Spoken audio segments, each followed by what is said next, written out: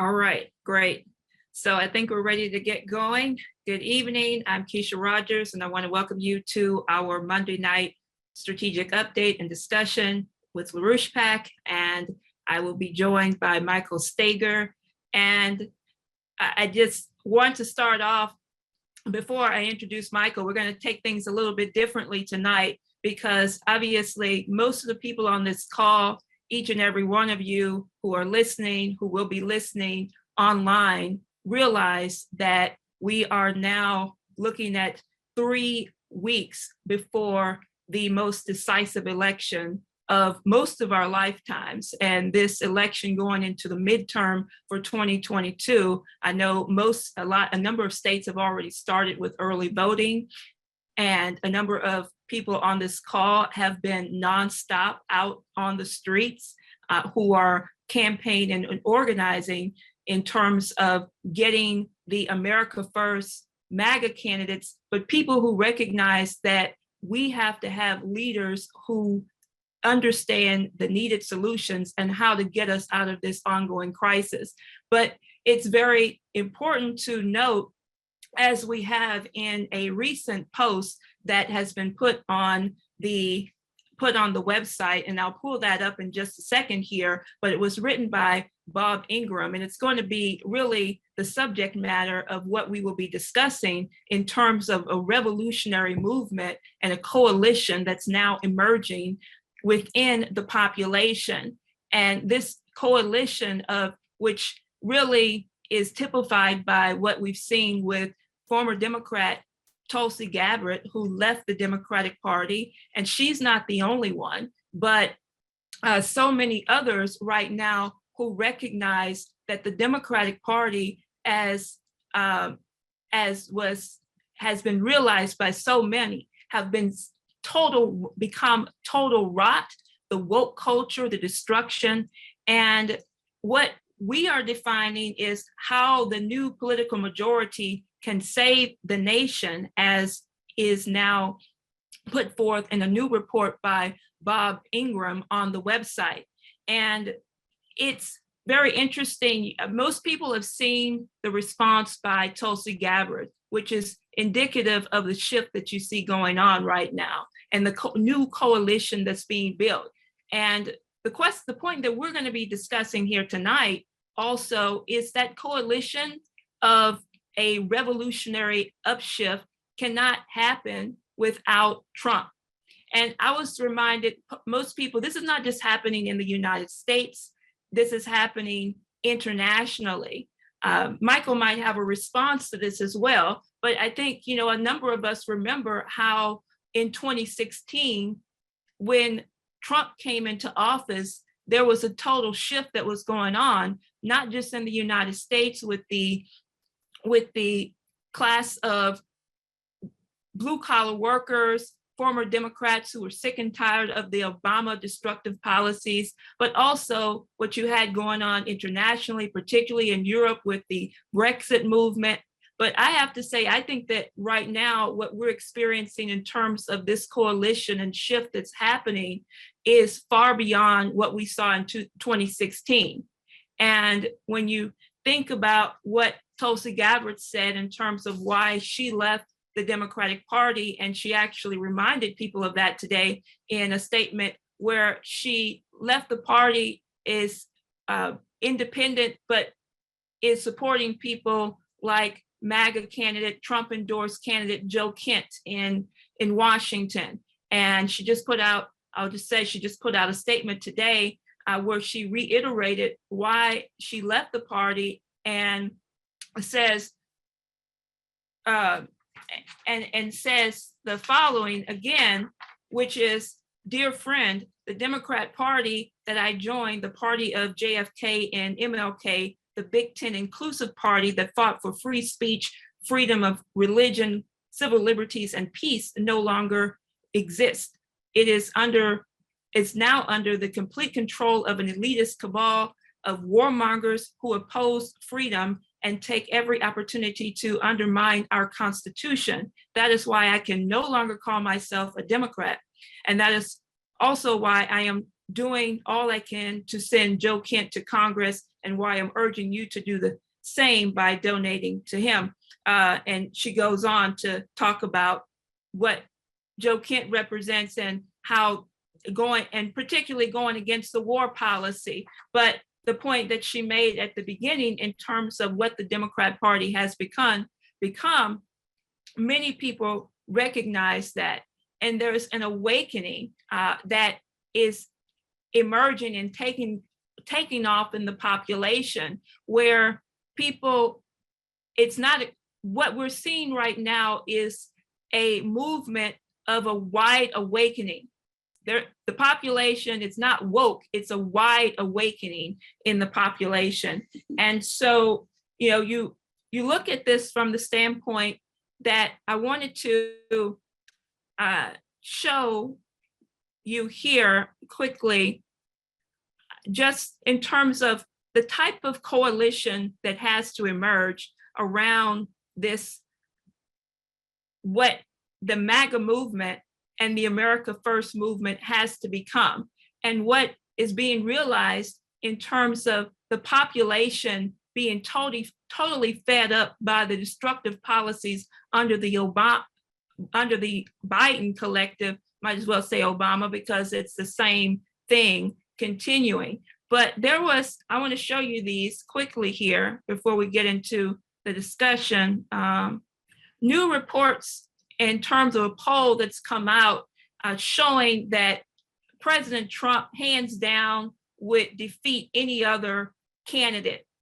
But the point, and so this report came from a Harvard poll, and the latest Harvard-Harris poll, it actually says that Trump would beat Biden by 45%, 43 to 43%, and then he would beat Harris by 49% to 38%. But more importantly, what's very much being defined is, we're not talking about, these polls, you take them with a grain of salt, but I want to show you, we're not talking about polling MAGA Republicans. We're talking about independents, Democrats. And I wanted to put these charts up here for a second, because I think they're very important for our discussion.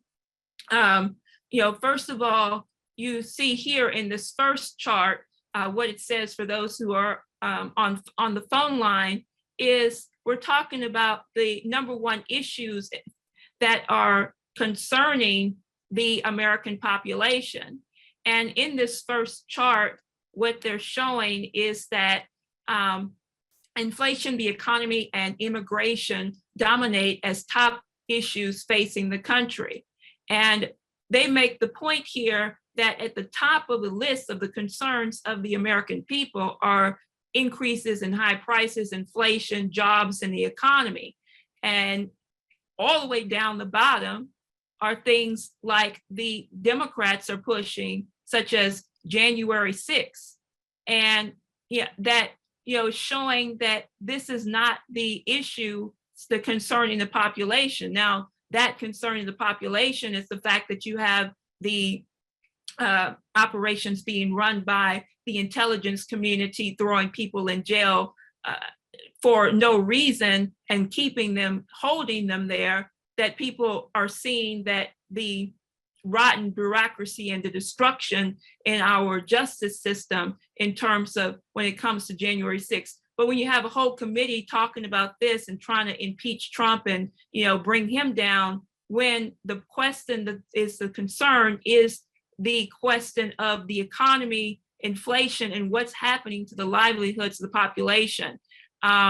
You see the same thing here in terms of the ranking of where they find the most important issues facing the population: inflation, crime, immigration.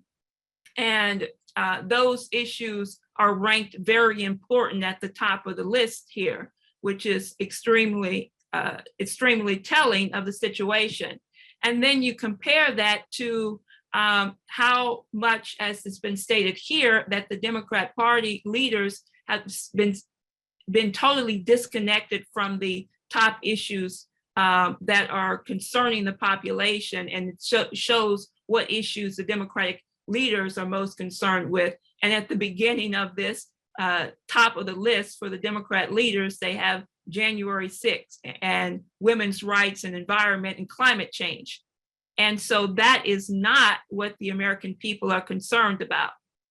So what we are going to be doing here tonight is I'm going to bring in Michael here for discussion in terms of responding to this and responding to this growing coalition. But I also, we're going to do something a little bit different because, as I said, we're only 3 weeks away from the election. And the question, there are a number of candidates who are in collaboration with LaRouche PAC, also who I want to bring on into this discussion to respond to some of what I just laid out here and what they're facing and finding in terms of as we go into this next period, which is going to really escalate. Because the question is, what we're going to build in terms of the leadership that will emerge coming out of this election, but also what's going to be the strategy and policy going beyond 2022 into 2024. And so I want to, what we're going to do is after Michael gives some comments as well, then I want to bring in a few of the candidates now running for office so they can talk about the experiences they're having, and especially, what we're looking at in terms of how this is impacting the younger generation. And I invite anyone else who's running for office who'd like to speak to this matter as well to come on and engage in a dialogue with us on the subject matter. So I will, at this point, before I turn it over to Michael, I do want to show we were discussing this earlier, the total irony and sabotage, rather, that you're seeing is a real example of the sabotage you're seeing coming out of the Democrat Party against our republic. And this irony is really expressed in the fight around the American system economic policies.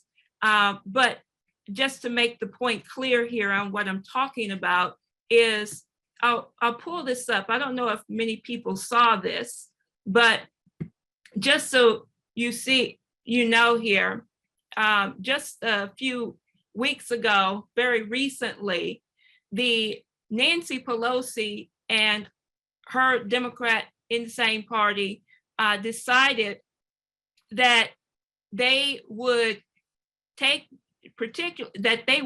down the existing statue of one of our founding fathers, of Alexander Hamilton, the first Treasury Secretary, and that they would replace it with Harry S. Truman. S has no middle name there, Snake Truman, whatever you want to call him.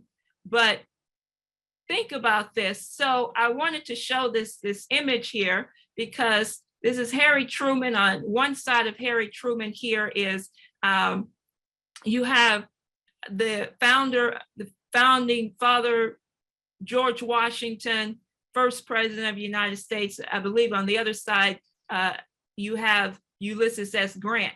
But as you can see here, you also have next to Harry Truman, the signing of the Declaration of Independence, which, he is totally opposed to our republic.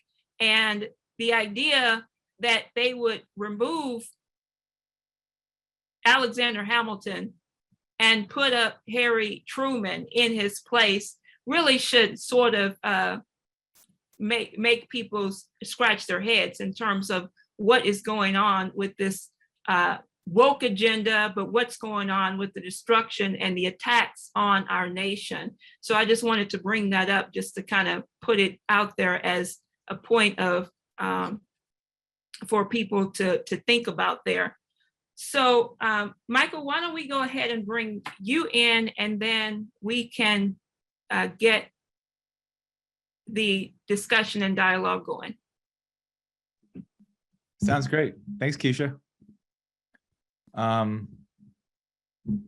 Yeah, so if we have candidates running, I know we have a couple running for state rep.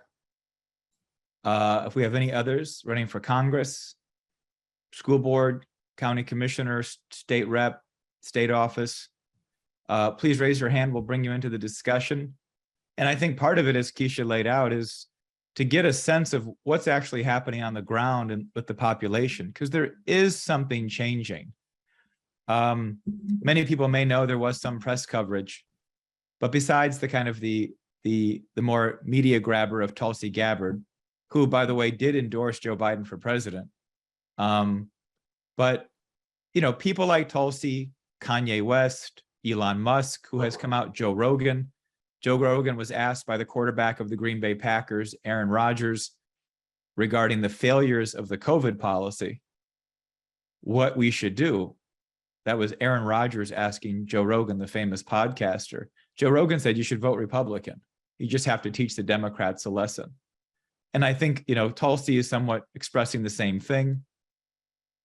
But there's something missing in this dynamic. But there's something also deeper, and partly why we want to get, if any candidates want to give us a report, because as we saw here in Michigan, in the Dearborn area, the media has attempted to say that everything from the election steal to this obsession over queer rights, I'll just say queer rights because it's one of the letters they have and it probably encompasses everything.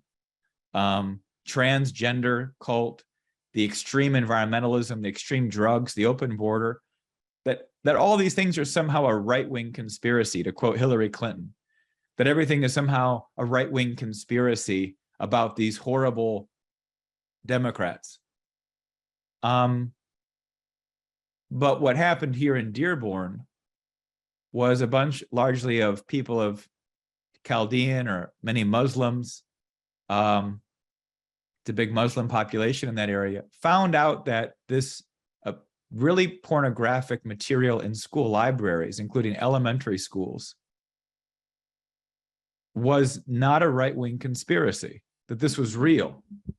And of course, you can imagine what a lot of conservative Muslim, conservative Indian, or just conservative parents in general, family-oriented, but also with a religious outlook that they may accept certain outlooks. As one person put it, everything was fine when you said, I want to live this way and I don't want you to interrupt my lifestyle. Many people coming to this country, immigrant communities, or even long-term, you know, many multi-generational Americans can say, I can kind of accept that. That makes sense. Like, I'm not here to police your bedroom, basically, or your house. I don't want you policing my home. I'm not going to police yours. But when you start to impose this kind of doctrine on schools, it isn't about let me live the way I want to live. It's something, and it's always been there. This problem of turning human identity into something less than what it means to be human, that it means about my identity of ethnic, racial, skin color, sexual orientation. All of that is just, as a whole, is a problem, but especially the sexual side of it. Because what happens when you start to discuss that kind of thing with young children? So there was a blow up. Over 1,000 people came to this school board meeting. First, it was 300. It was so big they had to shut down the school board meeting, and then they set up another one, and like over 1,000 people came. And people were walking out of that meeting outright saying, I'm never voting Democrat again. Not surprisingly. So there's a pulse here where the border and immigration question, when 40 immigrants were flowing up to Martha's Vineyard and they freaked out and said, we don't have room. We can't fit you here. We don't even have enough housing for the people that already work here. We can't have these people here. And you're like, well, what's a small border town supposed to do? Like, they're overwhelmed with people. They get 40 people every hour sometimes. And so these kinds of things opened up, and people began to realize wait a minute, so maybe the election was stolen. Maybe they're obsessing over January 6th because they don't want to address the inflation, that they did lies about the wars before. Are they lying about the wars again? Maybe Biden and Hunter Biden really are corrupt. Maybe the FBI is way out of control.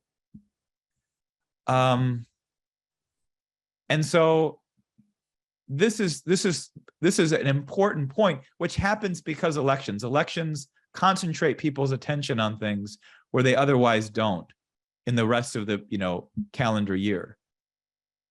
And so you get certain breakthroughs, but the point we've been making for quite some time is that the breakthrough is not just about this election, though, as Keisha said, this is the most important election in our lifetime, and the next couple will increasingly be that important.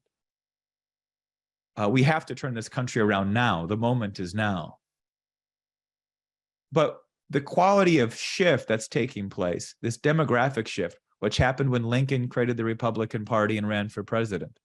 It happened again when FDR rallied the forgotten men and women, the coal miners, the working class, the immigrant community, the Irish immigrants and the other new immigrants, the Black community, to bring them into a question of a driver of development for the country around a deep kind of religious faith about the goodness of man, the goodness of creation, and our nation's role in that. So, I mean, that's what FDR captured in his, when people want to paint FDR as some great, some super liberal, radical liberal, the guy was discussing, quoting Bible verses in his fireside chats and in his inaugural addresses. He was touching the deeper nerve of the country, much like President Trump has.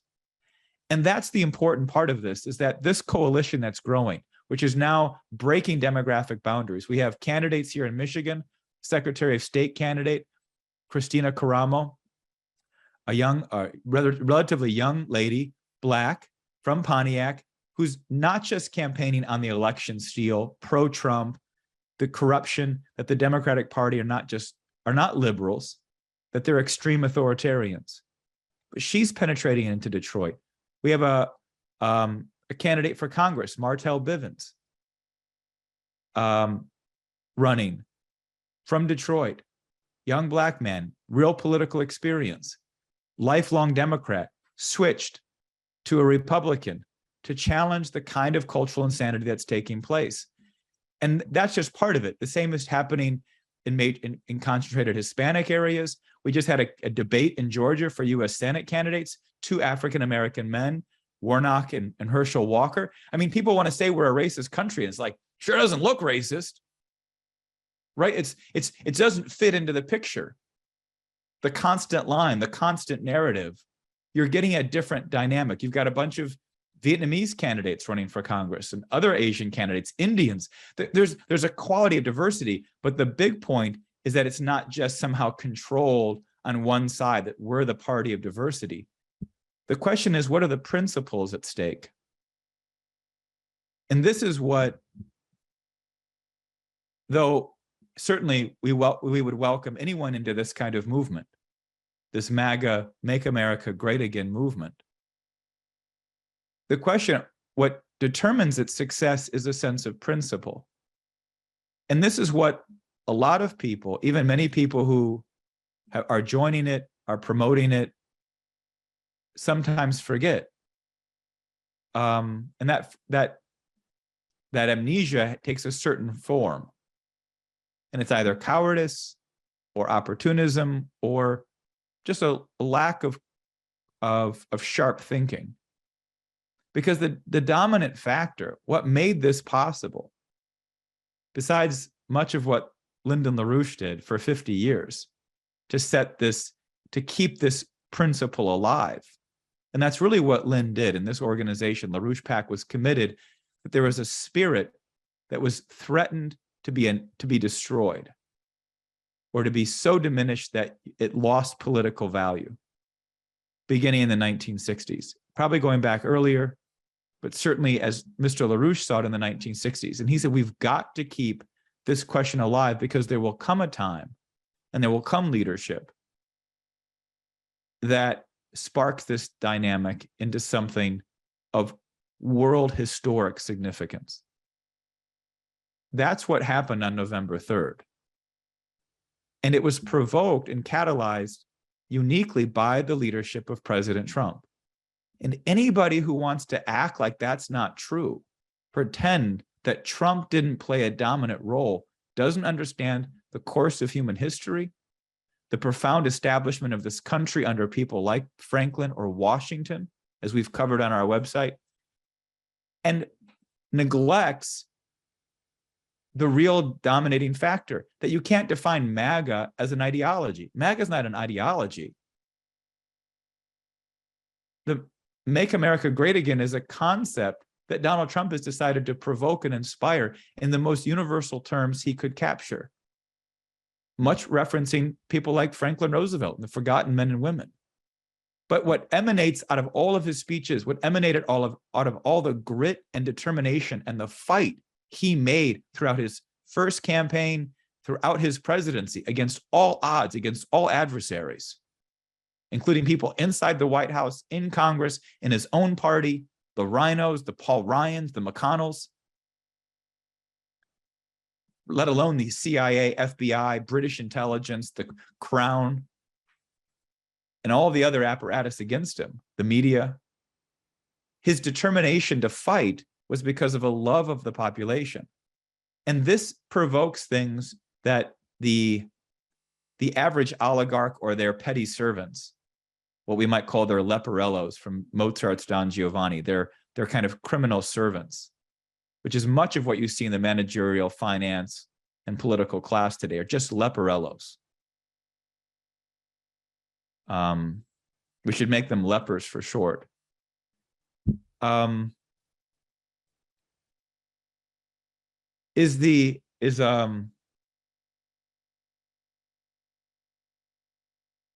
just the point I was making just flew away.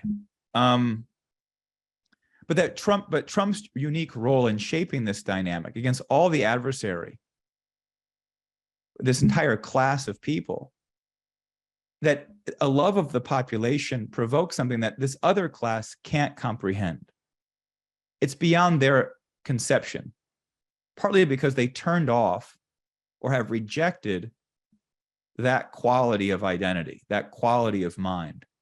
What I think can very accurately be described, and perhaps most specifically described, as the human soul, as a living sense, not a soul in some static form that's like located in the back of the brain and is static, kind of like your appendix or something in your brain or something, some spiritual appendix, but is a living, growing, changing quality that you have an opportunity to shape and develop through the course of your life. And because of that characteristic of human identity, that potential to develop one's soul, to become more perfect, as we say in our Constitution, to develop as a human being, that quality, when that's kept alive in people, you create a resounding resonance with leadership committed to that idea.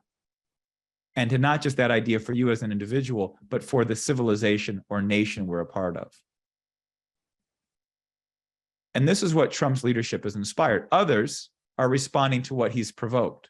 That often happens. Percy Shelley, a poet and playwright and writer, captured that same sense. He said, some people will just be captured by the spirit that then takes hold to respond to it and become promoters of this kind of shift within the course of human history. But it was provoked, whether it be Tucker Carlson or Ron DeSantis or any of these other people responding to a new Republican Party and a new idea of conservative outlook or whatever their conceptions are, the change in demographics. Trump provoked this. Now, that's not unique. And I just want to make a quick reference to history, as we did in the email. And then if the candidates who are running want to raise their hand and we can bring them into the discussion, that would be great. So Mindine Solomon and anybody else running for Congress, if Allison's on, anybody who was running, maybe they're not because they didn't win the primary, but are still out organizing, want to jump in and give reports. Also, please raise your hand, because it's just useful for us to hear it. We want to hear from you and give you an opportunity to hear what you're thinking. This quality was provoked in ancient Athens. And it was, in some ways, there may be a century or so in between with other people that captured it, but time was different then. Things didn't maybe advance as rapidly. But really, it's been almost 100 years since the last real crisis our country faced, where we also then came together as a nation. We didn't go with fascism.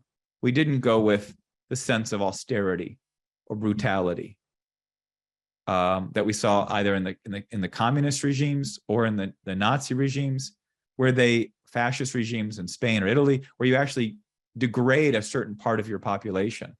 We unified as a country, about 100 years ago in the wake of the Great Depression.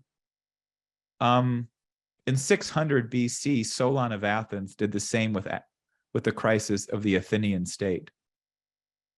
He recognized that both the affluent, the poor, the slaves, the working class, the soldiers, the shipmen, the sailors, that the whole process had to be integrated. And he developed the Constitution on that principle. He became one of the great lawgivers of our history, of our civilization. But it was that quality of spirit, of leadership, which then provokes and inspires others, that leads the Athenians on their own to take on the Persian army at Marathon and win a resounding victory, one that we still talk about, make movies of, discuss as a reference point. And what we're creating today, we're just maybe 5 or 10,000 Athenians take on an army.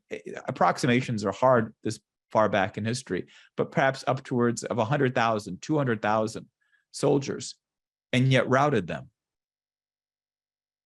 And a huge victory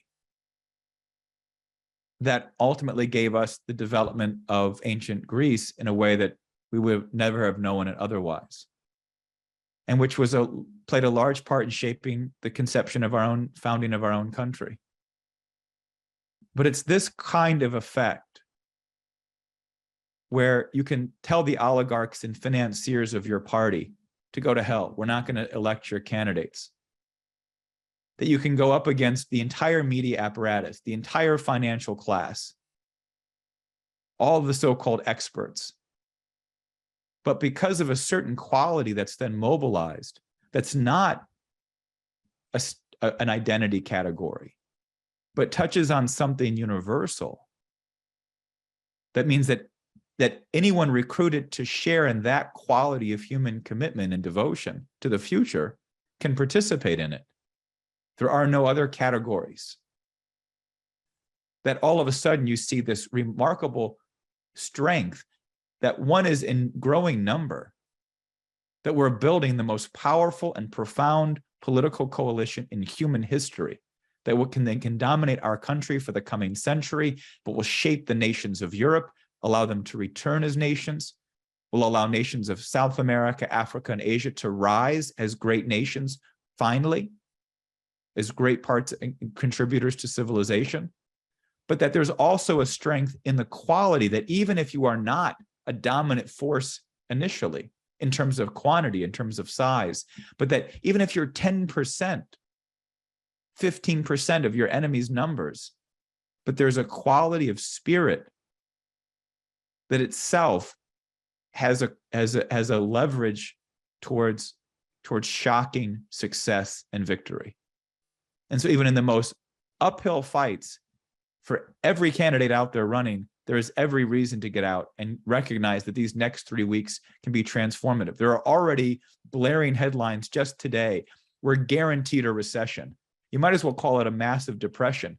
The whole financial system, from London to New York to Brussels to Frankfurt to Shanghai, globally, Hong Kong, Tokyo, it's having severe issues. They've printed too much money. You've let central banks just print money nonstop, all of them. Bank of China, Bank of Japan, Europe, London, Federal Reserve here. The central banking system has gone ape nuts on massive money printing for over nearly 15 years. And it now is hitting a brick wall, or, whatever, it's blowing up, it's imploding, whatever, reference point makes the most sense. And that gives us increasing leverage to not only have a political coalition, but to bring that political coalition to bear on changing real policies that affect the everyday life and the meaning of the lives of a growing majority of the American people and people really around the world. So I'm going to leave my comments there because I think that is the subject.